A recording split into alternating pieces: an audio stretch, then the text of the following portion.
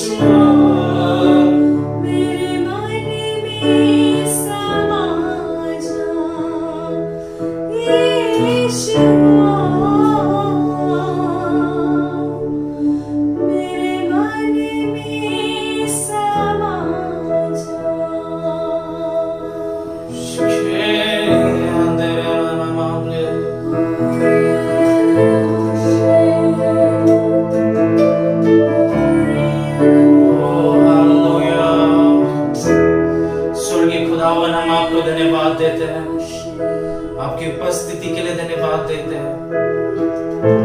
जितने भी पिता परमेश्वर हमारे साथ जुड़े हैं पिता, प्रार्थना करते हैं कि वे अपने जीवन को आपकी ओर समर्पित करने वाले बन सके पिता, आपको समर्पण करने वाले बन सके पिता। हम धन्यवाद देते हैं पिता परमेश्वर, सभी को आपकी शांति और आपकी आशीष और आपका अनुग्रह सभी पर बना रहे पिता। हम धन्यवाद देते हैं पिता परमेश्वर, सारा मान आदर गौरव स्तुति महिमा प्रशंसा जलाल आदर हम केवल और केवल आप ही को देते हैं पिता परमेश्वर। केवल आप बढ़ते जाए हमारे जीवन में पिता परमेश्वर, केवल आप बढ़ते जाए पिता परमेश्वर, और हम घटते जाए परंतु हम आपकी आत्मा में बढ़ते जाए पिता परमेश्वर। हम आपको धन्यवाद देते हैं पिता परमेश्वर। ये प्रार्थना विनती आपके लौते पुत्र, आपके प्रिय पुत्र और हमारे उद्धारकर्ता यीशु मसीहा के नाम से मांगते हैं पिताजी, आमीन आमीन। थैंक यू, धन्यवाद आप सभी का। धन्यवाद भाई, इतनी अच्छी आराधना के लिए, इतनी अच्छी परमेश्वर की उपस्थिति में हमें लेके जाने के लिए हम धन्यवाद करते हैं आपका अजय।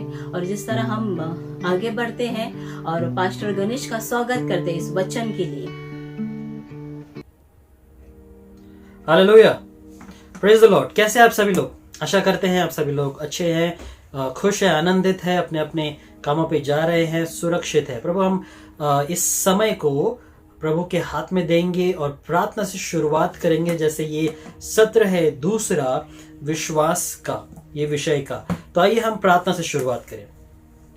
प्रभु हम प्रार्थना करते समय तेरे अनुग्रह, प्रेम और पवित्र आत्मा के लिए विश्वास करते राजा कि हर एक चीजें जो हमने पहले सत्र में सुना, आज सुनेंगे प्रभु, हर एक चीजों को तू हमारे हृदय में रखेगा और उसके द्वारा परमेश्वर तू कार्य करेगा, जिसमें हर एक चीजें जो भी तू हमें देना चाहता है, समझाना चाहता है, सिखाना चाहता है, तेरी आत्मा के द्वारा हो। और तेरी आत्मा के नियंत्रण को परमेश्वर इस समय हम परमेश्वर इस ऑनलाइन सभा में रखते हैं और कहते प्रभु कि तू कार्य करना, तेरे अनुग्रह को, तेरे प्रेम और पवित्र आत्मा को हमारे जीवन में बनाए रखना। हर एक गड़बड़ी को, हर एक इंटरनेट लैग को, हर एक समस्या को हम तोड़ते हैं और कहते प्रभु कि तू कार्य करना, तू स्पर्श करना। इसलिए इस समय को, इस पल को देने के लिए धन्यवाद करते हुए प्रार्थना यीशु के नाम से करते हैं हम, आमीन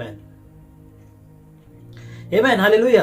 तो जैसे हमने पिछले हफ्ते सुना विश्वास के विषय में, विश्वास क्या है? आशा की गई हुई वस्तु के ऊपर विश्वास करना और अनदेखी चीजों का प्रमाण। ओके, अभी जब हम आशा करते हैं किसी चीज पे, वो चीज पर हमें भरोसा होना है कि हाँ, जो आशा मैंने की है प्रभु, मुझे विश्वास है कि तूने वो दे दिया है।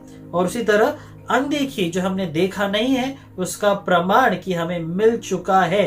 प्रभु धन्यवाद। और उसी तरह हम देखते हैं कि विश्वास बिना प्रभु को प्रसन्न करना असंभव है, इसीलिए विश्वास रखना बहुत जरूरी है। और उसी तरह हमने देखा कि जैसे अब्राहम को, जैसे उसने विश्वास किया, उसको धर्मी ठहराया परमेश्वर ने। हमें अगर धार्मिकता में बढ़ना है, उसमें चलना है, वो चीजें हमारे लिए भी जरूरी है कि हम विश्वास करें।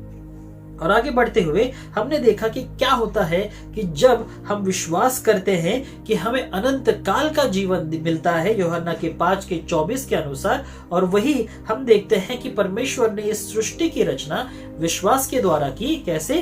बोलकर। और वही इब्रानियों के 11:4 में हम देखते हैं कि आबिल ने केन से ज्यादा अच्छा भेंट दिया, कैसे? विश्वास के द्वारा। और उसी तरह परमेश्वर ने हानोक के जीवन में हर एक रीति से कार्य किया, विश्वास के द्वारा। नोहा ने जब विश्वास किया परमेश्वर पे, जब उसको परमेश्वर ने बोला कि उसे एक जहाज बनाना है, विश्वास के द्वारा उसने जहाज बनाया, हर एक कामों को सिद्ध किया। और उसी तरह अब्राहम ने जब विश्वास किया, उस आवाज पे जो प्रभु का है, उसको परमेश्वर ने जगत का पिता बनाया। वो वरदान परमेश्वर ने अब्राहम को दिया। और उसी तरह सारा को संतान देकर उस आयु में, जब उसको शायद से सांसारिक रीति से मुश्किल है, असंभव है, परमेश्वर ने वो संभव किया। उसी तरह यूसुफ के जीवन में कि जब उसने परमेश्वर की भविष्यवाणी जो परमेश्वर ने उसे की, उस पे विश्वास किया, वो भविष्यवाणी को वो पूरा होते हुए उसने देखा। और मूसा के जीवन में कि हर एक बार जब भी परमेश्वर ने उससे बात किया, परमेश्वर ने उसने अपने जीवन में परमेश्वर के कार्य को होता हुआ देखा, सिर्फ विश्वास के द्वारा। और उसी तरह कि जब यरीको का दीवार जब गिरा, वो विश्वास के द्वारा प्रार्थना करते हुए और स्तुति और आराधना करते हुए ही हुआ है। और इसीलिए हम आगे बढ़ते हुए ये सब विश्वास के द्वारा, जब परमेश्वर ने कहा हमें क्या करना है, मत्ती के 17:20 में एक साधारण रीति से परमेश्वर ने कहा है, उसे हम पढ़ेंगे और पढ़ने में कविता हमारी मदद करेगी। मत्ती 17:20। क्योंकि मैं तुमसे सच कहता हूँ, यदि तुम्हारा विश्वास राई के दाने के बराबर भी हो, तो इस पहाड़ से कह सकोगे कि यहाँ से सरक कर वहाँ चला जा, तो वह चला जाएगा, और कोई बात तुम्हारे लिए अनहोनी न होगी। आमीन।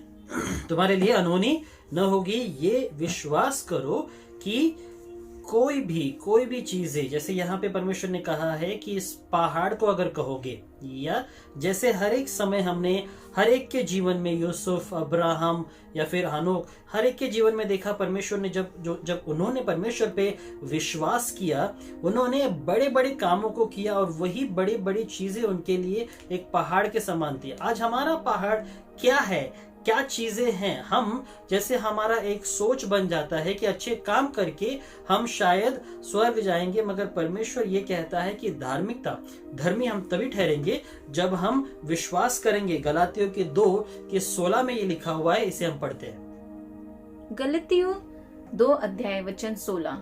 तो भी यह जानकर कि मनुष्य व्यवस्था के कामों से नहीं, पर केवल यीशु मसीह पर विश्वास करने के द्वारा धर्मी ठहरता है। आमीन।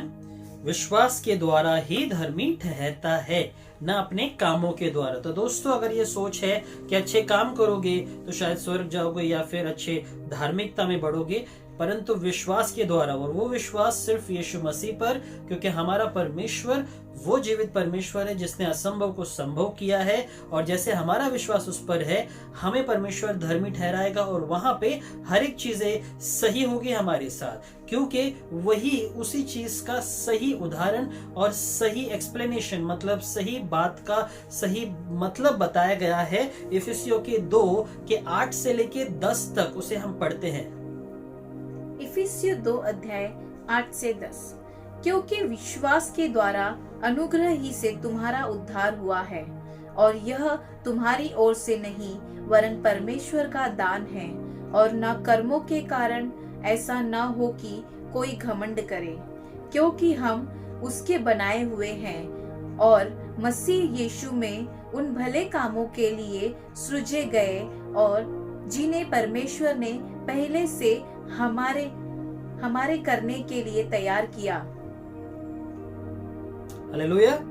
तो वो चीज जैसे परमेश्वर ने कहा कि हर एक समय परमेश्वर ने वो विश्वास के द्वारा अनुग्रह से ही तुम्हारा उद्धार हुआ है, और उसी हर एक उद्धार से परमेश्वर ने वो चीजें तुम्हारे लिए की जो उसके द्वारा तुम्हारे लिए निर्धारित किया गया है। मतलब आशीष, प्रेम, पवित्र आत्मा, हर एक वो अच्छी बातें, और उसी के द्वारा हमारे लिए क्या रखा है कि हम सिर्फ विश्वास करें, ना कि संदेह करें अपने खुद पर या परमेश्वर पर, मगर परमेश्वर पर पूरी तरह से सिर्फ और सिर्फ विश्वास करें। तो दोस्तों, विश्वास के द्वारा क्या होता है, इसके विषय में आज हम जानेंगे। और इसमें हमें ये समझना है कि विश्वास से सबसे पहले उद्धार आता है। तो वही इफिसियों के 2 के 8वें अध्याय को फिर से हम पढ़ेंगे और जानेंगे कि उद्धार विश्वास से उद्धार आता है।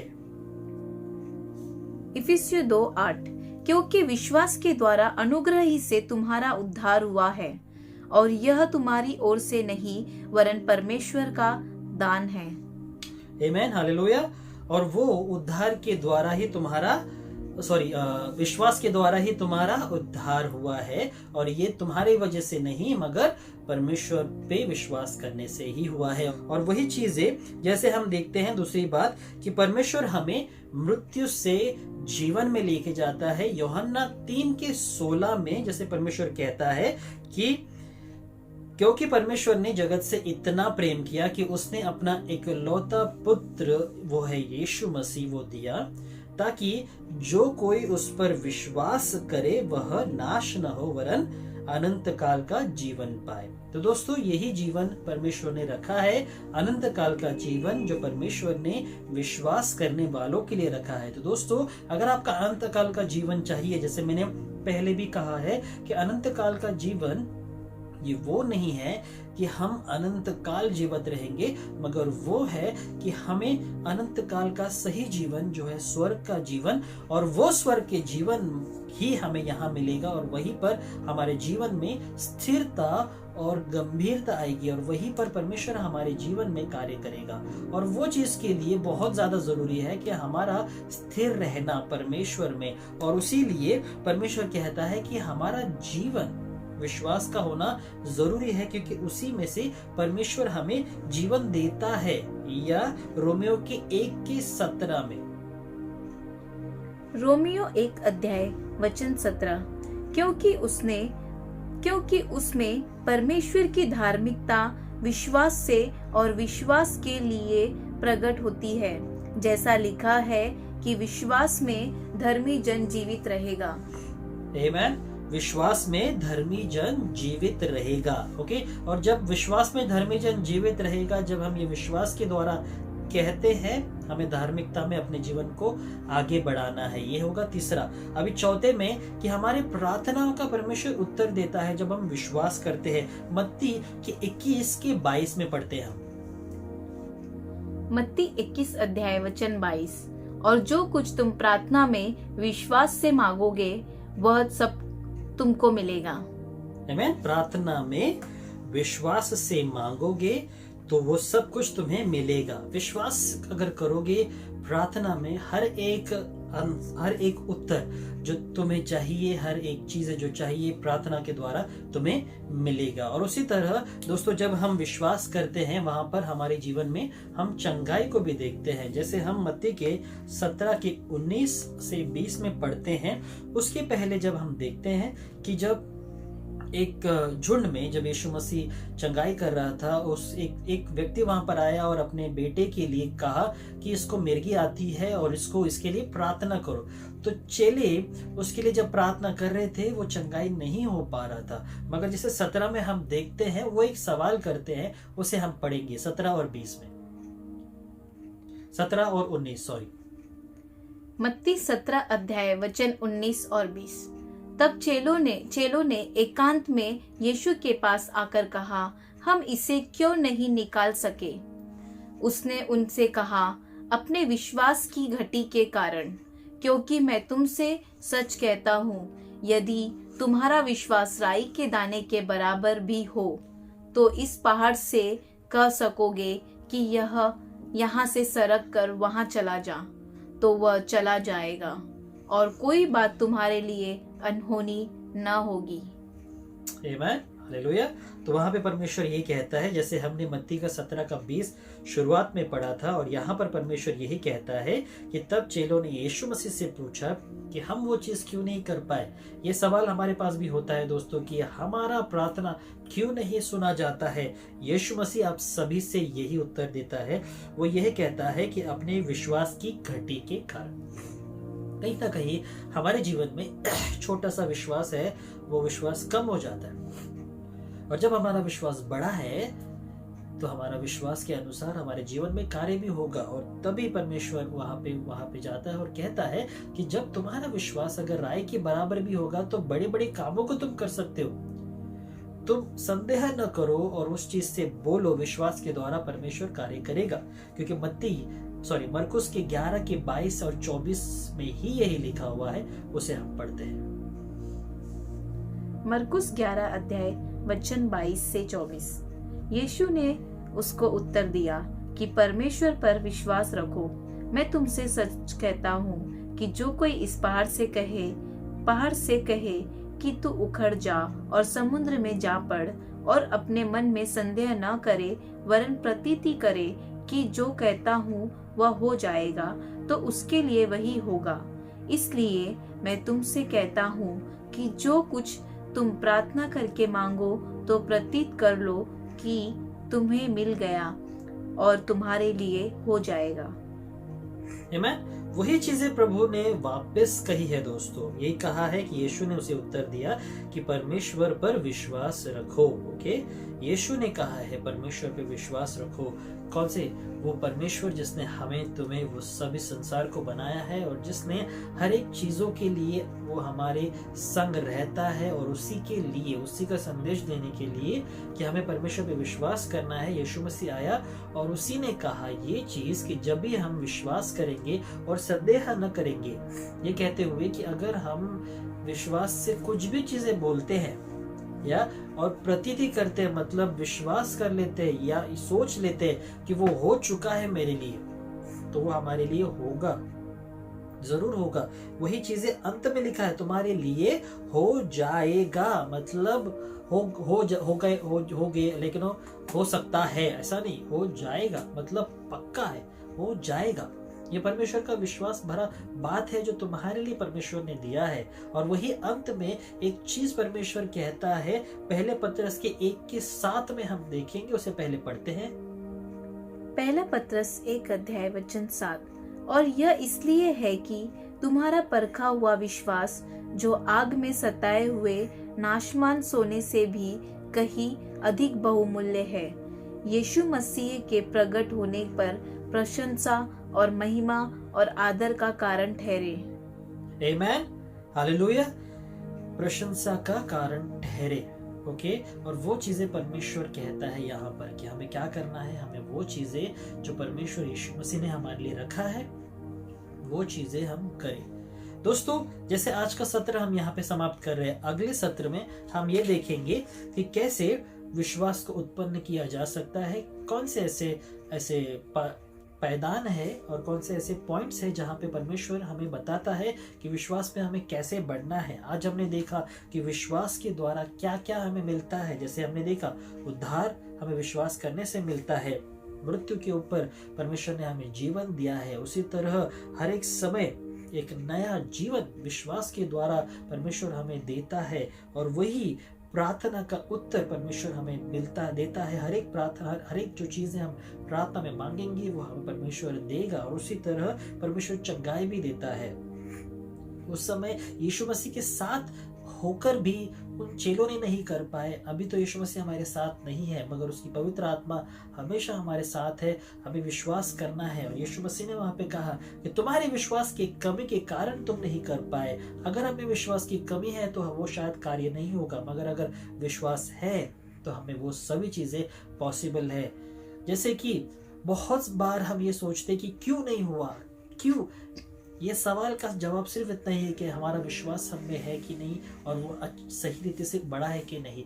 वही चीज़ों को जानने के लिए अगले हफ्ते का सत्र जरूर देखिए, क्योंकि उसी में विश्वास को कैसे बढ़ाना है, विश्वास कैसे आता है, इन चीजों के ऊपर हम बात करेंगे। तो दोस्तों, परमेश्वर आपको आशीष करे।